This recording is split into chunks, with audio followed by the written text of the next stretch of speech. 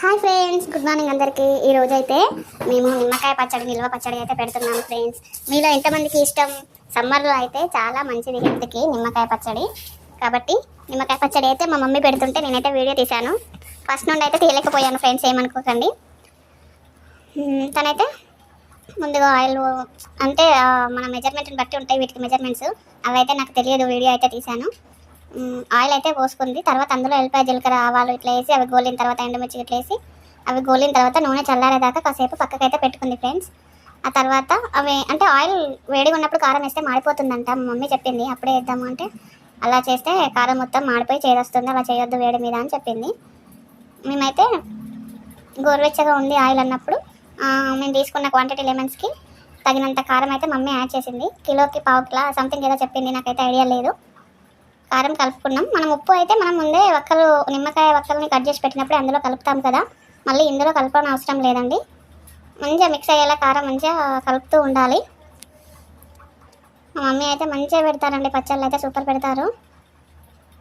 అలాగని పచ్చళ్ళ బిజినెస్ అయితే స్టార్ట్ చేయలేదు ఇప్పుడు మేము, కానీ ఇంట్లో వరకే చాలా బాగా పెడతారు. ఇప్పుడైతే అందులో మనం ముందుగా ఊరేసుకున్న లెమన్స్ ఉంటాయి కదా, అవి అయితే అందులో వేస్తుంది. వస్తున్నాయి కదండి ఎల్లో కలర్లో, మంచిగా పండిన నిమ్మకాయలు అయితే చాలా బాగుంటాయి. మా మమ్మీ అవే తీసుకుంటుంది ఎక్కువ. అంటే ఇందులో కూడా పచ్చడికి ఏ కాయ అయితే బాగుంటుందో మా మమ్మీ చాలా మంచిగా సెలెక్ట్గా పిక్ చేస్తారు అన్నట్టు. ఇప్పుడైతే లెమన్స్ అందులో యాడ్ చేస్తుంది. మంచిగా కలుపుకోవాలండి. మనం ఈ ఆయిల్కి ఎంత అయితే సరిపోతుంది అని అంత ఒకేసారి అయితే పెట్టదు మా మమ్మీ. మాకు ఎప్పుడు ఎంత అవసరం ఉంటుందో దానికి తగ్గట్టే పెడుతుంది.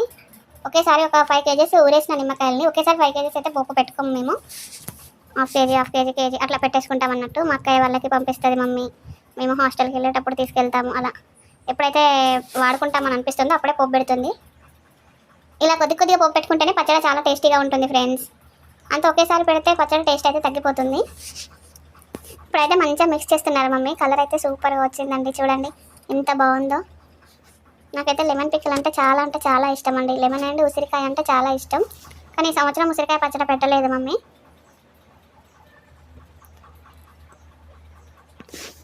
మంచిగా కలుపుకోవాలండి. మంచిగా మిక్స్ చేస్తే ఆ కారం, ఆ ఆయిల్ అంతా మనం ఇందులో యాడ్ చేసిన లెమన్స్కి పట్టాలి.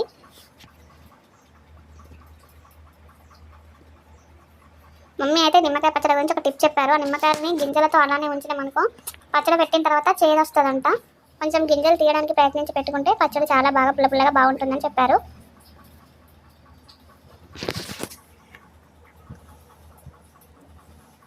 కొంచెం మిక్స్ చేస్తున్నారు. ఒక జార్లోకి అయితే షిఫ్ట్ చేస్తారన్నమాట. ప్లాస్టిక్ డబ్బాల్లోకి అయితే ఎత్తకూడదు, ఎందుకంటే ప్లాస్టిక్ హెల్దీ కాదు కదా.